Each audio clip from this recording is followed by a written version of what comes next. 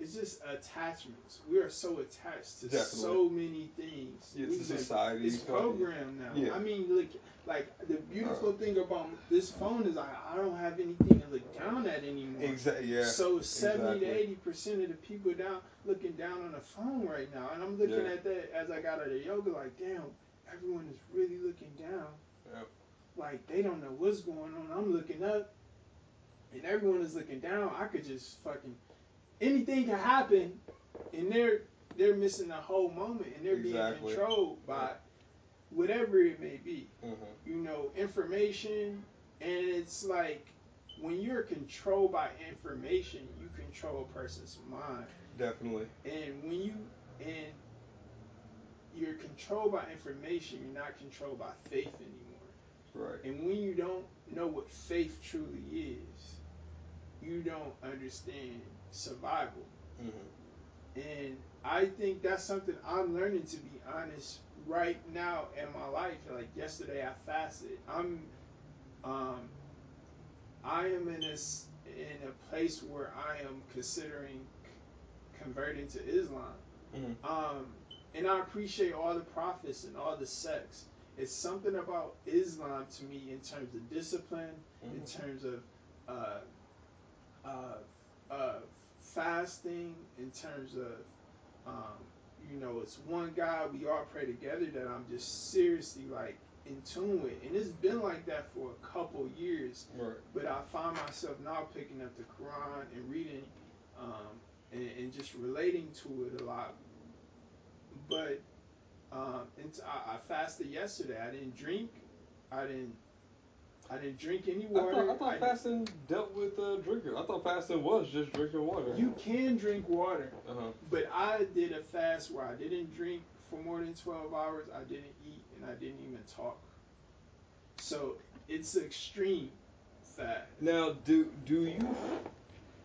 Well, hold on, I do want to say this. There was something that he said to me, and I had to kind of break it down just to make sure I understood it. He said this because he had walked to downtown LA to for homeless shelters or whatever, and he said he appreciated it so much, like taking the bus or what are your form of transportation. He basically appreciated the city. You know what I'm saying? And I wish I remember his exact words, but I basically broke it down like this because, like me, I usually ride my bike to work or whatever, whatever, and I do realize when you're on a bus, you know what I'm saying.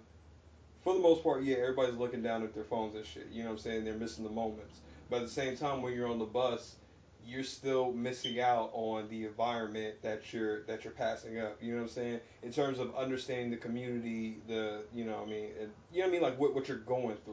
Mm-hmm. You know what I mean? Because you're on the bus, you're still going from point A to point B. Mm-hmm. No matter what your focus is, you don't get to hear the sounds of everything that you're passing. You know what I'm saying? So like every time I ride my bike to work in the morning or whatever, I'll have a headphone in and I have a headphone that's out.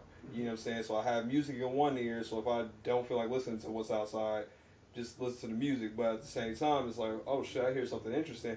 Take out that headphone just to listen to life. Yeah. You know what I'm saying? And Now that's interesting you say that, because I look at it two ways. mm-hmm. Yes, it is vital to listen to life, and I find myself even when I got off. Well, I'm big into like creativity. I Right. get inspired by any and everything. I honestly feel like I can go and sell. I can go and speak on any trend that's about to come out, to tech, fashion, whatever it may be. Mm-hmm. But I'll get it from the inner city Right. Yeah. before I get it from That's being in what. Yeah. Paris or being in Japan or being, you know what I mean? I'll Right. get it right here in the fucking hood. House shoes, like all this shit is coming from the hood. But yeah. So in terms of the importance of the noise and the visual of what we see in the city, in inner city, and amongst people who are struggling is vital. Right.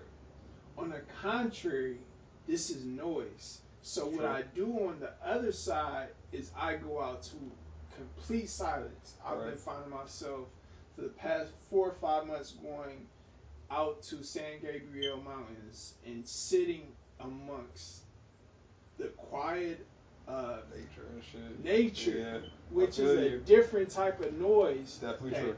changes your brain. So I do think it's important to definitely experience it, but I do think as well at times we're overstimulated by it. In terms of the bus, very true, very true. I mean, and I was gonna say when I got dropped off by the bus when I met you on the way back, I walked all the way back to the city, which is like a good hour walk. But I was like, yo, I never been over here. I took it all in. I'm like, damn, Right. Mexicans really own this fucking city. Right. Cause they're like in the hood. Man, and, for listen, real. and I knew where I was when I get off at the train stop because I was right down from, or from that stop where the tracks is. Because I think if you go left further down, Slauson Mall is there.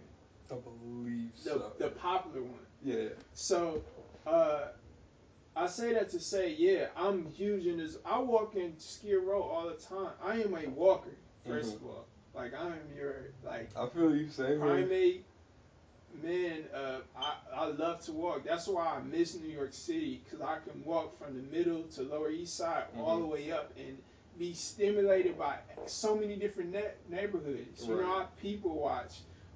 The train is another story. Tons of foot traffic there. I appreciate New York for that.